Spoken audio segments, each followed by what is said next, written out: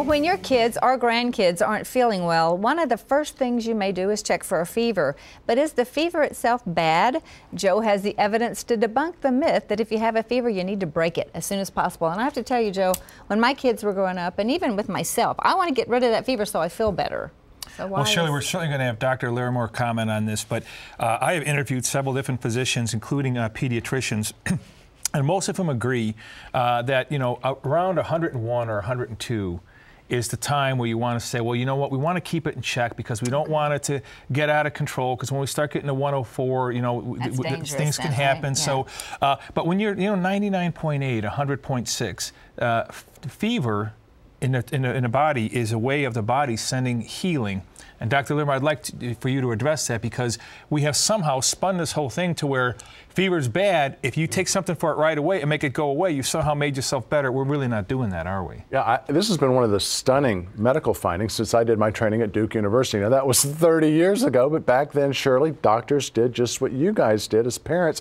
We treated the fever. Now we know that for some illnesses, the fever allows the body to kill the invader. For example, with influenza or with the cold virus, that the fever may actually shorten the illness.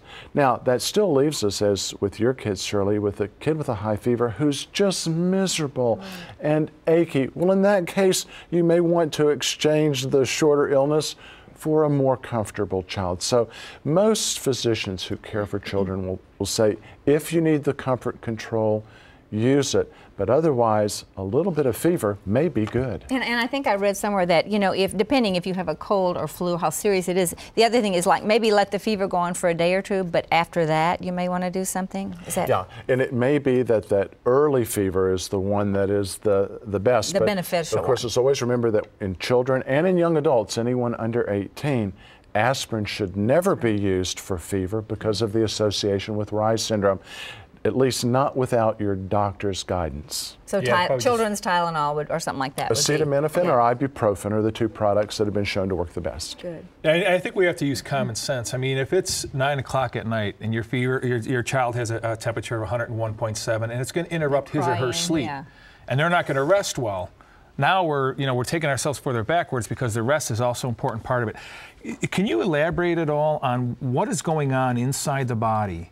The temperature of the body, the hypothalamus gland, or whatever, something has sent a signal out to say, want the body temperature to go up. What's going on there? The infectious particles themselves trigger that response, which, as you say, we now believe may be a healing response to get the temperature up. One easy way to think about this is with the Wart virus. It's a virus that doesn't like a lot of heat. So what does it do? It grows away from the body, so the wart becomes kind of like a little crusted area as it grows away. So some researchers have shown, for example, that if you take an elastic tape or duct tape and wrap the wart, that it increases the temperature and kills the virus and the wart goes away. Fever may work the same way. And the old axiom, which I think is valid, about drinking fluids, that extra heat in our body drains our body of fluids, right? That's kind of where this whole fluid thing came from, this replenishment? No question. That keeping hydrated helps the body fight infection. And then don't remember the simple things, that if your child has a fever, don't dress them in 4 layers of clothes and don't have the house at 78 degrees. And my mother used to put quilts on us because she wanted to make us sweat, because, you know, they wouldn't get rid of the fever. So she piled the quilts on us. We'll talk about that, Dr. Larimore. What was behind that old mentality of breaking the fever? Was there anything really to that, as far as if you broke out into a sweat, did that mean something went on in the body that you're past a certain point? It was just one of those old tales that went around based on an observation. And what we found over time is some of those old tales indeed are valid. And others have no truth. We're going to talk more about that, because some of those, and I just want to say before we go to a break that, you know, the first place you practiced medicine was Bryson City, North Carolina, this little mountain town, and we're going to have you on a significant living program. We're looking so forward to that, because we talk about this more. But you were this hotshot new doctor right out of Duke University, but those old doctors that had practiced some of these alternative medicines taught you some things. Is that where your book came out of, or where did your book come from?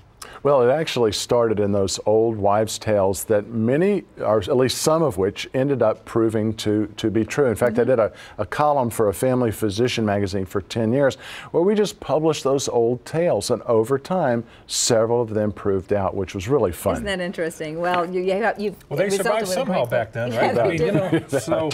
Well, the book is great, and we're going to be talking in the next segment about some of that. But alternative medicine is a multi-billion-dollar business, yet many, if not most, treatments are debated in the scientific world. Up next, Dr. Walt Larimore will share his advice on alternative medicine and when to go the more conventional route. So don't go away.